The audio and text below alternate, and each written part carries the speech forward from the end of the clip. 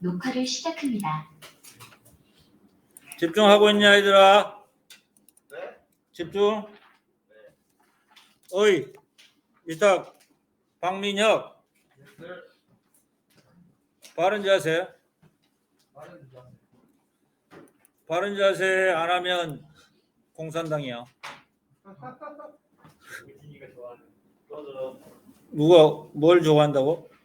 공산당 좋아해? 아니요. 이야 멋진 친구네. 아니요.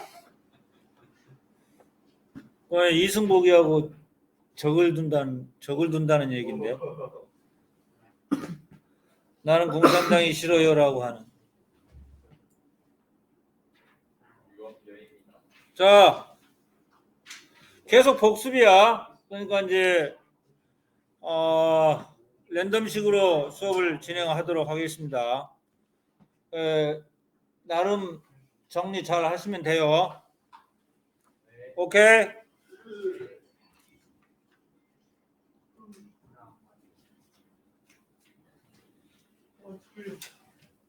졸려? 졸리면 안 되는데. 이제 시험이 얼마 남았는데. 아유, 이렇게 속도가 느려.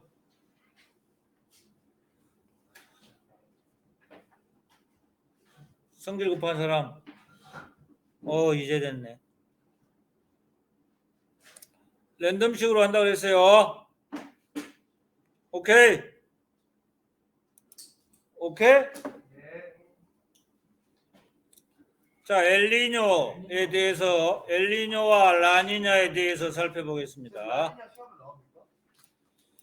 시험에 나온다고 내가 얘기는 할 수 없어. 그러니까 라니냐가 좀 것은 없길래. 아, 그래요? 자, 이렇게 설명을 들어요. 자, 우리가 꼭 시험에 나온 것만 우리가 공부하는 건 아니잖아요. 그건 아닌데. 우리가 밥도 말이야, 음식도 먹을 때 다양한 반찬을 먹어야 되는 거잖아요. 예? 자, 엘니뇨는 스페인 언어로 뭐라는지 아냐? 스페인 언어. 그라시아스. 엘니뇨는 스페인어로 아주 작은 남자아이를 얘기해요. 남자아이. 작은 사내놈. 그럼 라니냐는 뭘까? 그렇지. 작은 여자아이를 얘기하겠지. 스페인어로. 자, 그래서 이제 이 평상시를 잘 보셔야 되는데, 평상시는 이제 우리가 지금 남태평양에서 동쪽, 예? 무역풍이 이제 평상시 동쪽에서 서쪽으로 붑니다. 예? 무역풍이 어디서 어디로 분다고요? 동해에서 서로 불어요. 북동무역풍, 남동무역풍, 이걸 생각하셔야 돼. 북동무역풍, 남동무역풍. 그리고 사방이요. 사방이 봐요. 이 사방이. 여기가 북쪽이지. 여기가 동쪽이지. 여기가 서쪽이지. 여기는 남쪽이지. 북동무역풍은 이렇게 부는 바람이고, 남동무역풍은 이렇게 동해에서 서로 부는 바람을 이제 무역풍이라고 그래요. 그래서 평상시는 동해에서 서로 이렇게 바람이 불어서 따뜻한 해수가 서쪽 인도네시아 쪽으로 이제 많이 이동을 합니다. 그러면 인도네시아 쪽이 좀 따뜻한 해수들이 많아요. 따뜻한 해수가 있게 되면 거기에 이제 따뜻하니까 물이 증발하겠죠. 물이 증발하면 구름이 만들어지겠지. 구름, 비구름이 만들어지겠지. 그래서 평상시는 인도네시아 서태평양 쪽에 비구름이 이제 발달돼서 비가 많이 내리게 됩니다. 그래서 이렇게 여기 쪽이 따뜻하니까 상승 기류가 생기고, 그 다음에 이런 식으로 그 어떤 바람의 방향이 형성된다고 보시면 돼요. 그래서 이제 따뜻한 물이 서쪽으로 이동하면서 상대적으로 이 남아메리카 페루 연안은 차가운 물이 여기 이제 따뜻한 물이 서쪽으로 이동해 버리니까 차가운 물이 이렇게 솟아 올라와요. 용승 현상이 일어납니다. 용승 현상이 일어나면 좋은 어장이 만들어진다고 이렇게 알려져 있어요. 고기들이 많이 잡히고 그래서 우리의 먹거리를 풍성하게 해준다고 이제 이렇게들 얘기를 합니다. 반대로 인도네시아 쪽은 표충수온이 높아지고 상승기류, 저기압, 강수량이 많아지는 게 이제 평상시의 상황이야. 반대로 남아메리카 그러니까 뭡니까 여기 페루 연안은 표충수온이 상대적으로 낮아지고 왜냐하면 차가운 물이 용숭하니까요. 하강기류 그다음에 강수량이 줄어들어요. 이게 이제 평상시인데 평상시는 인도네시아 쪽에 비가 많이 내린다. 그러나 엘니뇨는 어떻게 되냐? 엘니뇨는 상대적으로 따뜻한 물이 서쪽으로 많이 이동을 안 해요. 그래서 이제 용승 현상이 일어나 차가운 물이 이렇게 파란 차가운 물이 이렇게 올라오는 현상이 없어요. 그래서 동쪽 페루 연안의 수온이 평상시보다 0.5도씨 정도 사실은 이제 이때가 이제 12월 달인데 12월 달에 이때 이제 이 페루 연안의 수온이 0.5도씨 정도 높아요. 평상시보다.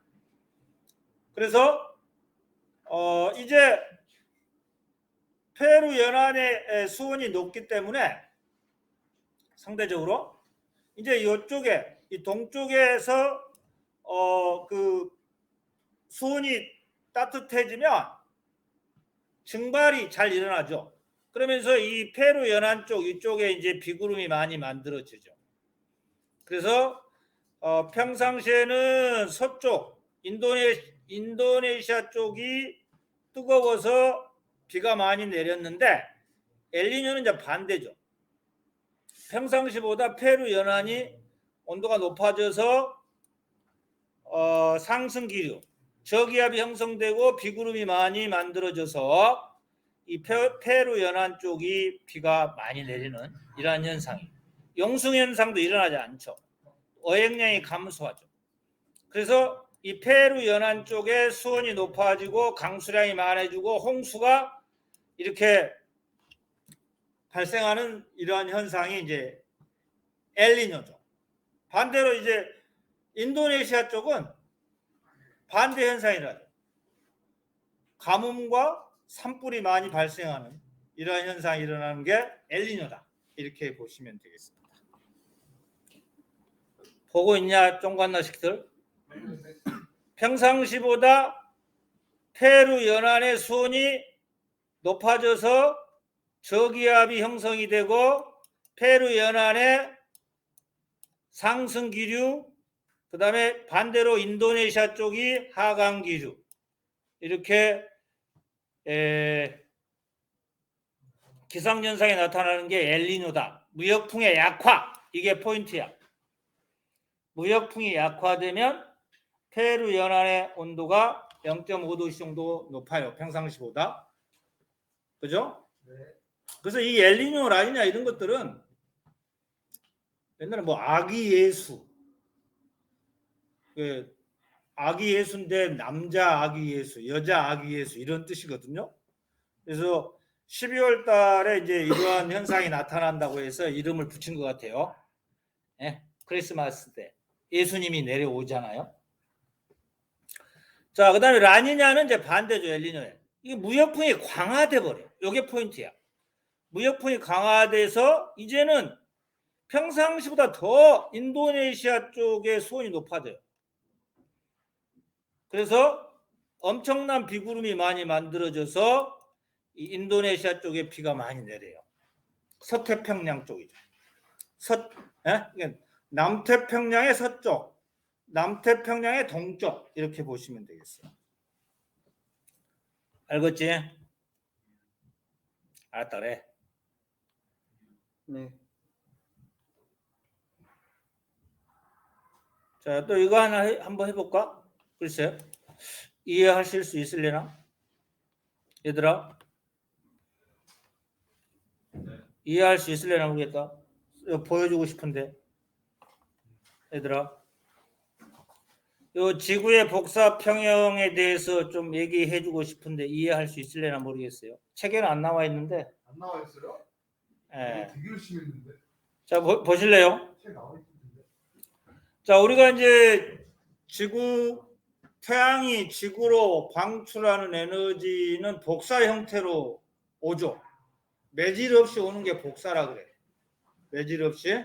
에너지가 매질 없이 지구로 도달해요. 이걸 복사라 그래, 복사. 전도는 뭐지? 전도는 매질이 있죠. 예? 알겠어요? 대류는 이제 그 차고 무거운 거, 그다음에 덥고 가벼운 거 이렇게 빙빙빙 도는 걸 대류라고 그러는데. 그래서 태양이 이해가 되시면 좋겠고요. 이해를 하려고 노력해야 돼요. 태양으로부터 오는 에너지는 복사 형태로 오기 때문에 태양에서 지구로 오는 복사 에너지 양을 100이라고 해보자. 100. 오케이? 민혁이, 태양에서 지구로 오는 에너지를 100이라고 해봐. 100. 100 중에서 45는 지표면에 흡수된대요. 오케이? 그 다음에 지표면 반사가 5%래요. 그 다음에 구름과 대기에 의해서 반사가 25%래요. 그러면 태양이 공급한 그 에너지 100 중에서 45는 지표면이 흡수하죠. 그 다음에 여기 5하고 25를 넣으면 얼마지? 30%는 이제 반사돼 버려요. 흡수되지 못하고 곧바로 반사됩니다. 먹어보지 못하고 그냥 토해버리는 거죠. 자, 그러면 나머지 25%, 25는 100 중에 25는 대기와 구름에 흡수됩니다. 그러면 대기와 구름이 25를 흡수하고 지표면이 45를 흡수하니까 지구가 흡수하는 것은 총 얼마니? 70입니다. 그렇지. 이해하시려고 노력을 해야 돼요. 알겠어요? 지구가 흡수하는 건 총 얼마라고? 70을 흡수합니다. 나머지는 흡수하지 못하고 먹어보지도 못하고 토해버려. 몇 퍼센트가 반사돼 버리죠? 30%가 반사돼 버립니다. 그렇습니다. 그러면 지구는 태양의 에너지 100 중에서 70을 먹었잖아요. 그러면 전체적으로 에너지 균형을 이루려면 70을 먹었으니까 70을 어찌해야 되지? 뱉어내야 됩니다. 그럼 어떻게 70을 뱉어내는가를 잘 봅시다.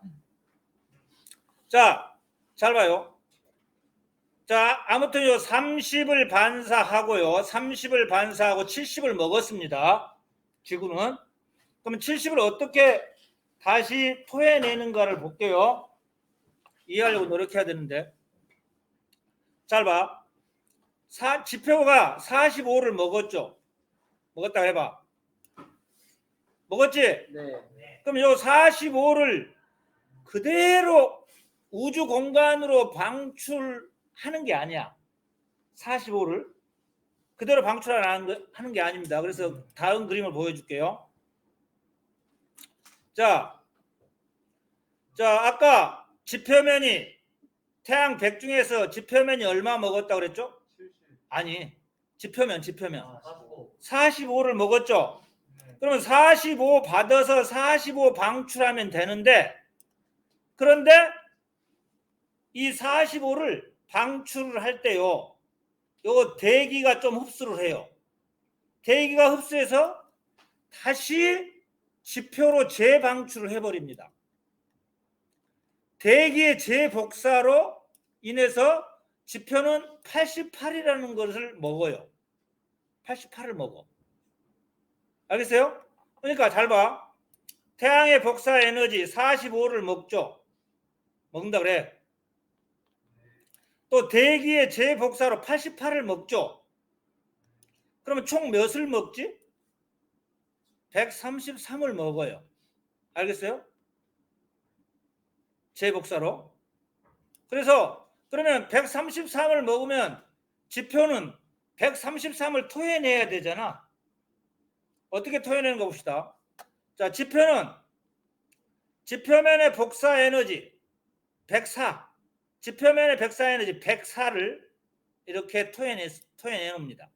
104를 토해고, 또 여기 수문열이라고 22를 토해내고, 대류와 전도에서 8을 토해냅니다. 그래서 전체적으로 133을 토해내요. 그래서 지표면의 열의 수입과 지출을 이해를 해야 되는데, 지표면은 133을 흡수하고 133을 토해낸다 라고 이해를 해 주시면 돼요. 이 그림을 잘 해석할 줄 알아야 돼요. 자, 그 다음에 한번 대기를 보겠습니다. 대기가 열을 수입하고 지출하는 것을 이해하자, 이런 뜻인데, 자, 아까 대기는 태양의 복사 에너지 얼마를 흡수했죠? 25를 흡수했습니다. 25. 그 다음에 이 지표면의 대류와 전도에 의해서 8% 21을 흡수하고, 또 지표면의 복사 에너지 100을 흡수해서 전체 대기는 154를 이렇게 흡수를 합니다. 그러면 방출량도, 대기가 방출한 양도 154가 나와야 되죠. 그럼 지표면의 재복사 88을 이렇게 대기가 지표면으로 방출해버리죠. 또 대기는 또 우주 공간으로 66을 또 방출해버리죠. 그러면 대기가 방출한 양도 154가 되는 겁니다. 그래서 대기의 열의 수입과 지출도 흡수량이 154고 방출량도 154이기 때문에 열적 평형이 이루어진다, 이렇게 보면 되겠습니다. 자, 그러면 전체적으로 봤을 때 어떻게 70을 흡수하고 어떻게 방출하는지 살펴보기로 하겠습니다. 자, 아까 태양에너지 100 중에서 지표면이 흡수하는 게 45였고요. 대기와 구름이 흡수하는 게 25이기 때문에 전체적으로 흡수량이 70이다 라고 하는 것을 우리가 아까 얘기를 했어요. 그러면 70을 흡수했으면 70을 토해내야 되잖아. 그럼 70을 어떻게 토해내는가 봅시다. 그러면 지표면이 4%를 우주 공간으로 이게 방출해버리죠. 그 다음에 대기 구름이 무려 66을 또 방출해버리죠. 66과 4를 더하면 얼마지? 70입니다. 그래서 지구 전체로 열의 수입과 지출을 보시면 흡수량이 70이고 방출량도 70으로서 지구 전체가 기온이 일정하게 유지될 수 있는 이런 조건이 되는 거야. 70을 흡수했으면 70을 우리가 토해내야 된다라고 보시면 되겠습니다. 자, 이해가 안 가면 또 요거 유튜브 올려놓을 테니까 다시 한번 보시고 질문을 하시기 바랍니다. 아까 중요한 말이 하나 있어요. 뭐냐면 이겁니다. 지표면이 45 받아서 45 방출하면 되는데 무려 지표는 88을 대기로부터 받고 있어요.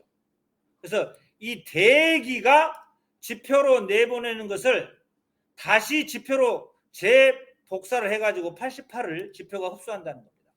그래서 이 대기가 흡수했다가 다시 지표면 쪽으로 쏴줘요. 이걸 우리는 온실 효과다, 이렇게 보시면 돼요. 온실 효과. 그래서 45 받아서 45 방출하는 게 아니고 그 45를 우리가 이제 이렇게 우주 공간으로 방출하는데 그 중에서 대기가 흡수하고 있다가 다시 지표면으로 무려 88을 쏴준다.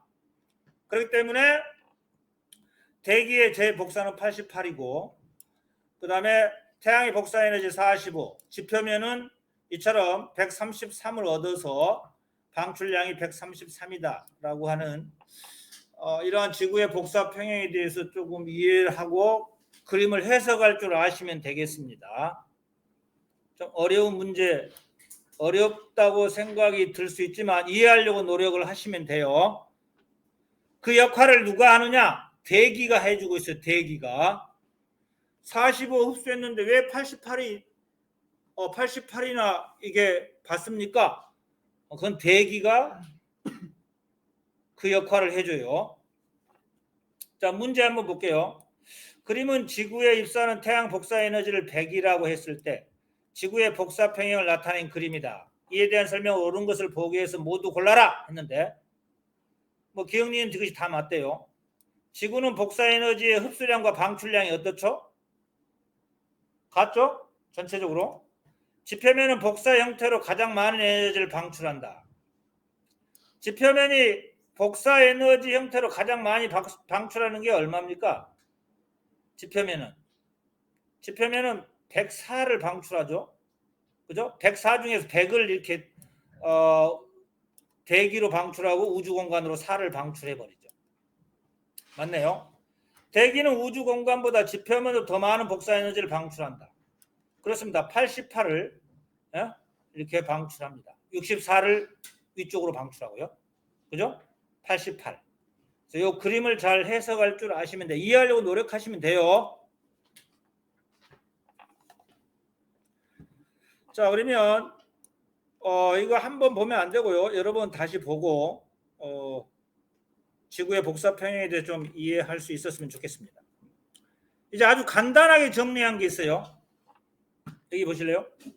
지구 복사 평형. 지구의 평균 기온이 일정하게 유지될 수가 있다. 지구가 태양 복사 에너지 몇을 흡수하죠? 전체적으로?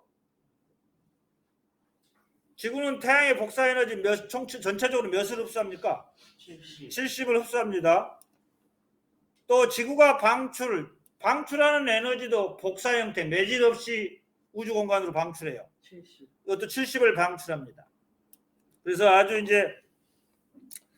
아주 간단하게 전체적으로 흡수한 태양 복사 에너지, 또 지구가 방출하는 지구 복사 에너지가 70, 70으로 같기 때문에 지구 평균 기온이 일정하게 유지된다라고 하는 것을 간단하게 지금 그림으로 표시해 놨어요.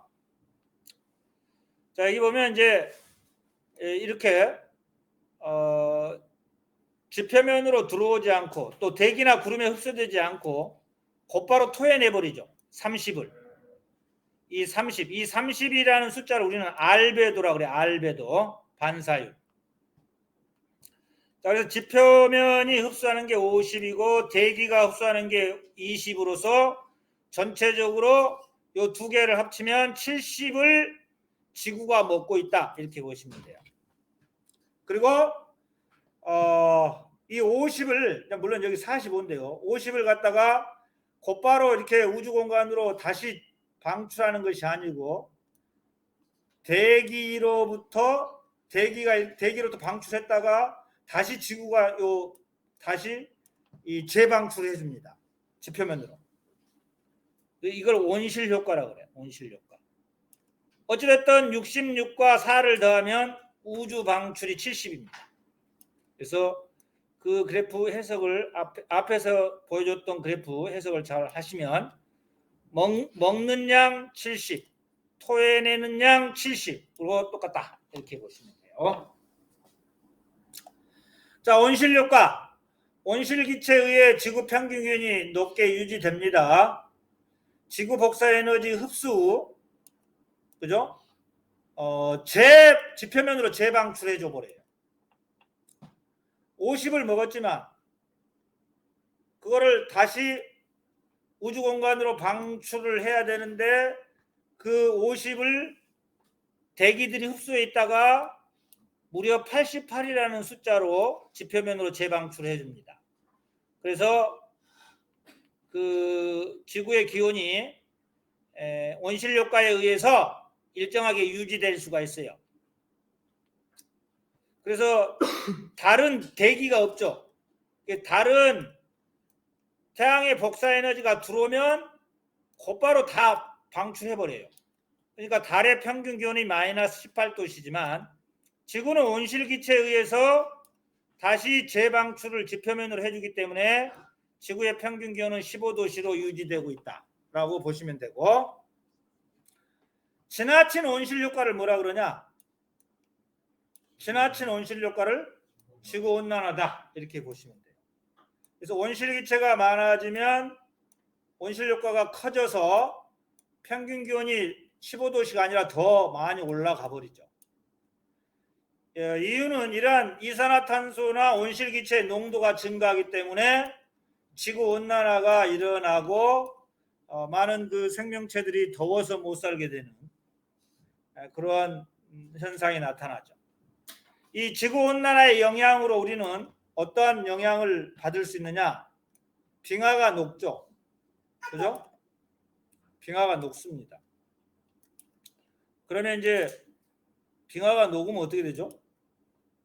해수면이 상승하겠죠? 해수면이 상승하고, 해수면이 상승하면 저기 저지대 뭐 목포라든가 무안 이런 데는 막 물이 거기까지 들어오죠. 잠겨요. 잠깁니다. 육지 면적이 줄어들고, 기상이변, 농산물 생산량이 줄어들고 생태계가 아주 크게 변화합니다. 이렇게 해서 이 지구 온난화로 인한 이 기후 위기가 지금 갈수록 심화되고 있다. 이 기후 위기를 극복하기 위해서 우리는 좀 에너지를 절약하고, 또 될 수 있으면 걸어도 다니고, 자동차도 화석 연료 사용하지 말고 전기 자동차로 해야 되고, 그죠? 그다음에 우리가 이제 그 너무 많은 플라스틱 사용을 좀 자제하고, 뭐 이런 그 개인적으로 실천해야 할 부분들이 있다 이 말이죠. 우리가 사용한 이러한 그 폐플라스틱이라든가 스티로폼, 이러한 그 쓰레기는 지구 전체로 보면 그 쓰레기 섬이 몇 개 있다 그랬죠? 몇 군데 있죠? 쓰레기 섬이? 쓰레기 섬이 북태평양, 남태평양, 북대서양, 남대서양, 인도양 5군데 있다 그랬죠?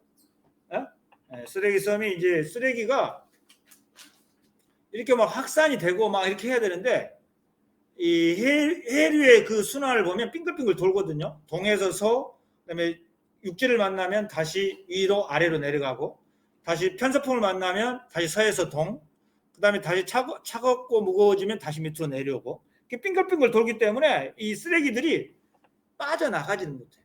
그래서 이 우리가 살고 있는 이 북태평양 주변에도 그 쓰레기 섬의 면적이 우리나라 면적의 16배에 달하는 그런 쓰레기 섬이 이제 있다라고 하는 겁니다.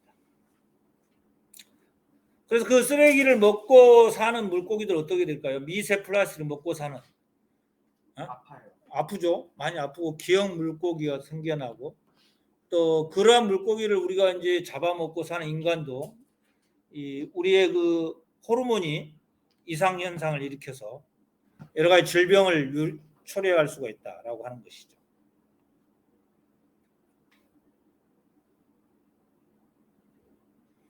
자, 전번에도 보였지만 이 6대 온실가스가 있어요. 그 중에서 무려 이산화탄소가 88.6%를 차지하고 있어요. 메테인도 있고요. 뭐 좀 봐주시면 되겠습니다. 알겠습니까? 지금 여기 또 보시면요, 우리가 이렇게 보시면 그 바람의 방향에 따라서 해수가 순환한다 그랬죠? 그죠? 그래서 이제 우리가 지구가 자전하고 있기 때문에 이 그 바람의 그 방향, 그 바람의 대기의 대순환이 다음과 같이 3개의 순환으로 나뉘어질 수가 있다 그랬어요. 이 헤들리라고 하는 과학자가 이제 일반화시켰고, 페렐이라는 과학자가 일반화시킨, 이렇게 헤들리 순환, 페렐 순환, 극순환으로 나뉘어진다 그랬고, 이러한 순환에 의해서 해수도 흐르면서 저희도의 에너지가 고위도 쪽으로 이동해 가면서 지구 전체적으로 에너지 균형이 맞춰주고 있다. 그래서 헤들리 순환은 이제 선생님이 전번에 얘기를 했지만 여기 보시면 또 한번 보여줄게요. 진짜 조금 이따가 보여줄게요. 여기 이처럼 요 쓰레기 섬들이 이렇게 한 군데, 두 군데, 세 군데, 네 군데, 다섯 군데 있고요.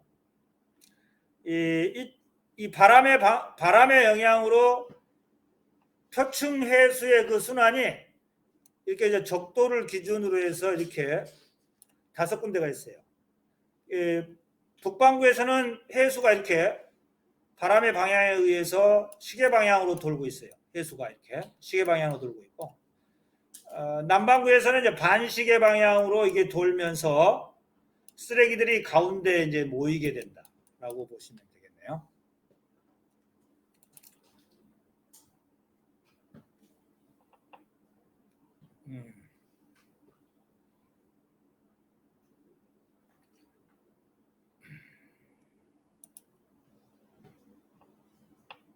전번 시간에 이제 얘기했던 거 다시 한번 또 보여주면 이런 순환이 있습니다. 바람의 대기의 대순환.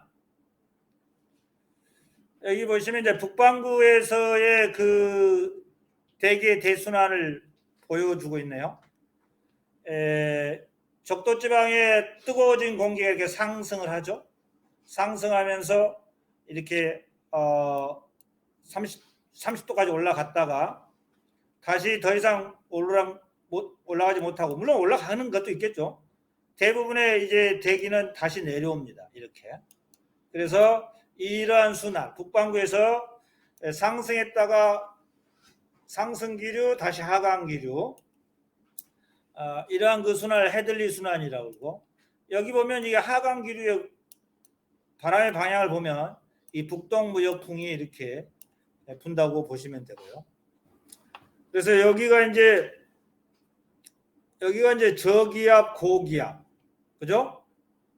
그 다음에 여기가 또 상대적으로 저기압, 고기압, 여기가 고기압, 저기압 이렇게 됩니다. 그래서 이 헤들리 순환과 극순환은 직접 순환이라고 그래요. 온도 차이에 의해서 뜨거워진 공기는 상승하고 차가워진 공기는 밀도가 커져서 하강하는 이러한 직접 순환, 열적 순환이라고 그래요.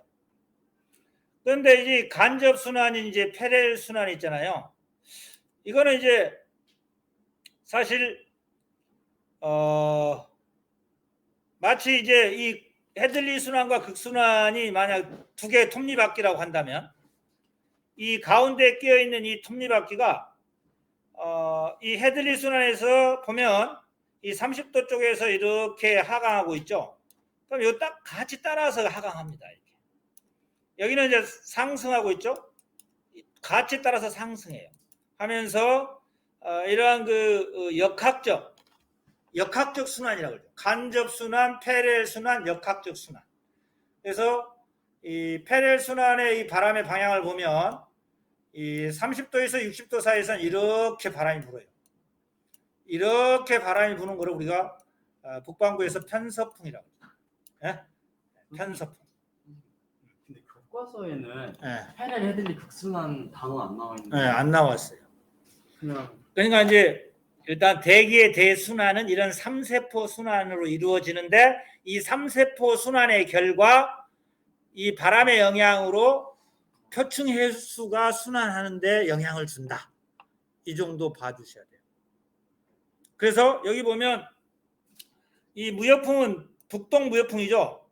그러니까 여기 보십시오. 이렇게 동에서 서로 이렇게 표층 해수도 이렇게 북동 무역풍이니까 이렇게 가잖아요. 바람이 이렇게 가잖아요. 그죠? 동에서 서로 이렇게 가잖아요.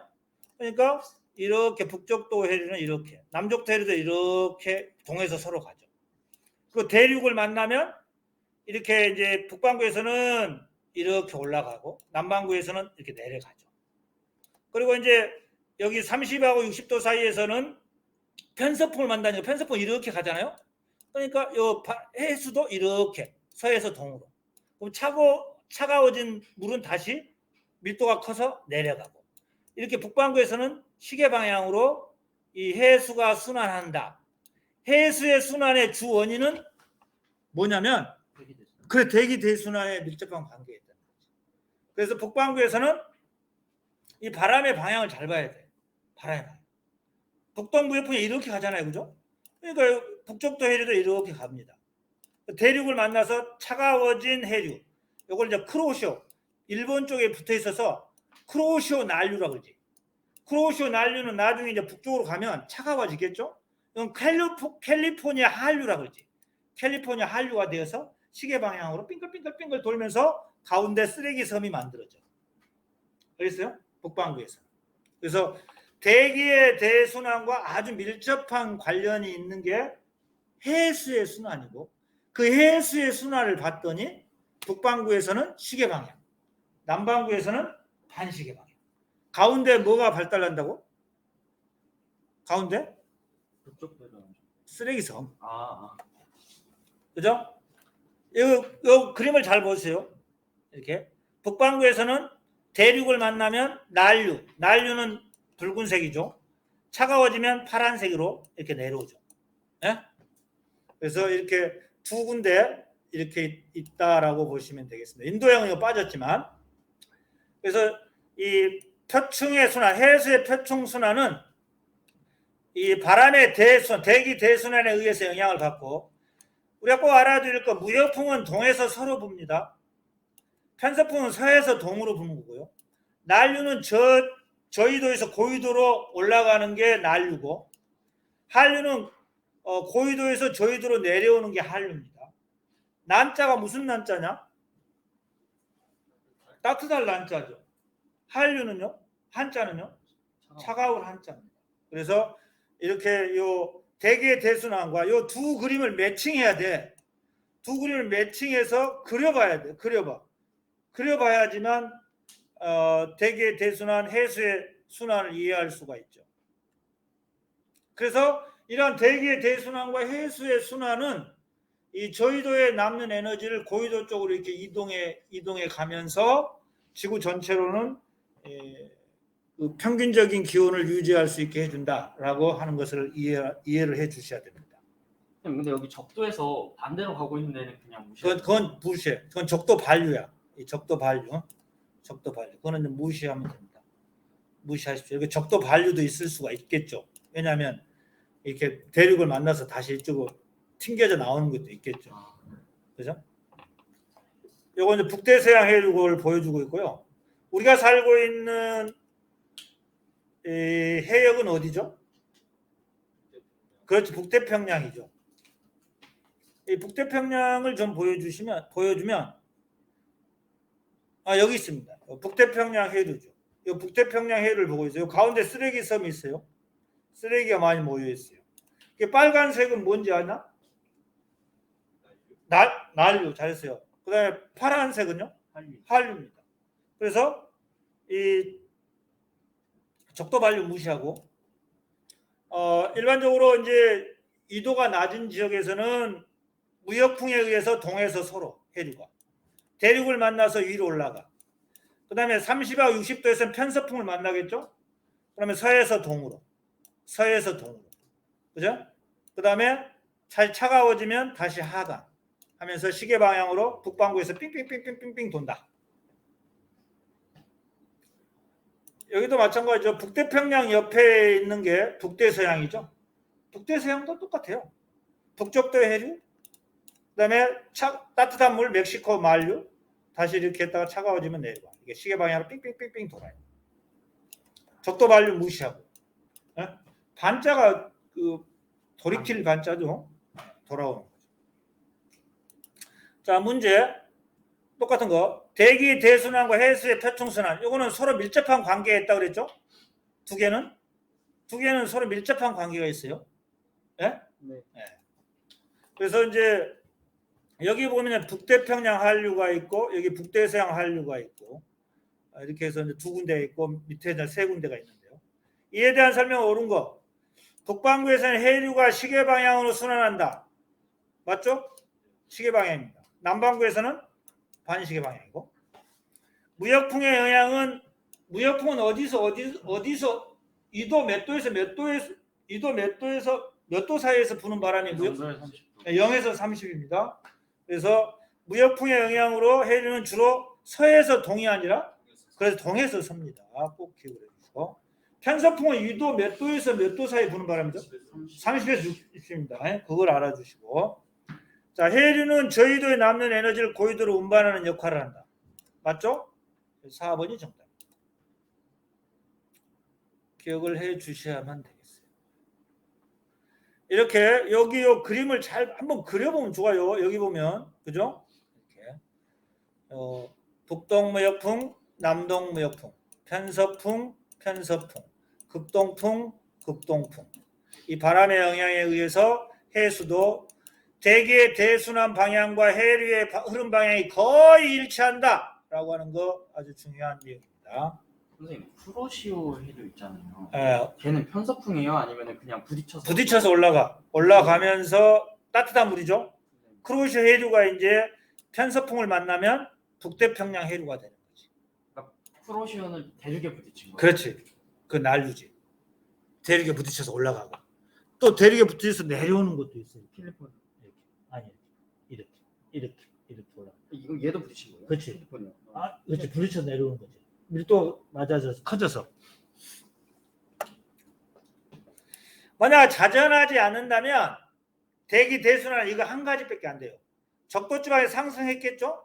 상승했다가 이렇게 따라 올라갑니다. 차가워진 공기는 다시 하강하죠. 그죠? 그래서 북쪽에서 이렇게 하강하는 것 때문에 북풍이다.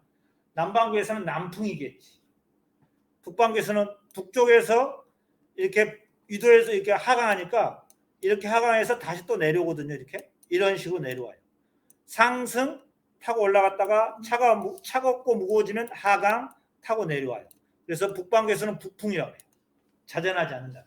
북반구에서는 북풍, 남반구에서는 남풍 이렇게 되겠죠. 근데 이제 해수가 아주 지구가 자전하기 때문에 헤들리 순환, 극순환, 페렐 순환 이런 식의 어떤 바람이 형성된다. 이렇게 보시면 돼요. 뭐 교과서 내용도 다 나와 있어요. 이렇게 한 군데, 두 군데, 세 군데, 네 군데. 여기 인도양 있네요. 그죠? 하나, 둘, 셋, 넷, 다섯. 이런 순서가 됐습니다. 하나, 둘, 셋, 넷, 다섯. 인도양 이렇게 보시면 되고요. 그다음에 아까도 얘기했지만 엘니뇨 무역풍이 약화돼서 이 말이 중요한 말이야. 약화돼서. 무역풍이 강화되면 뭐라 그러지? 라니냐다.